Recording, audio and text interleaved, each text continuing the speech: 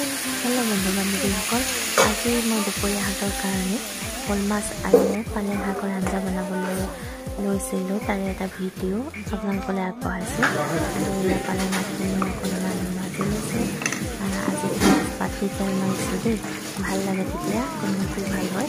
আৰু পালেং শাকখিনি সিজাৰ লগে লগে ইয়াত অকণমান গৰম পানী ঢালি দিছোঁ, যিহেতু জোল হ'ব। তাৰপাছত এতিয়া উতল আহিছে, লাহেকৈ তাতে এনেকৈ মাছখিনি দি দিম। আৰু পালেং শাকৰ লগত শ'ল মাছ খাই ভাল লাগে। আজি যিহেতু বিলাহী নাই, সেইকাৰণে ভাবিছোঁ অকণমান টেঙা দি দিম। আৰু এতিয়া লাহেকৈ উতল আহিলে ইয়াত অলপ ধনিয়া পাত দি দিলোঁ। আৰু তাৰপাছত অকণমান সিজিব লাগিব, সিজাৰ পিছতহে মই টেঙা অকণমান দি দিম। আৰু এতিয়া অকণমান টেঙা চুপ দি দিছোঁ, খাবলৈ ভাল হ'ব। আৰু আজি দুপৰীয়া সাজ আমি এনেকৈয়ে খালোঁ। আজিলৈ তেতিয়াহ'লে বাই বাই।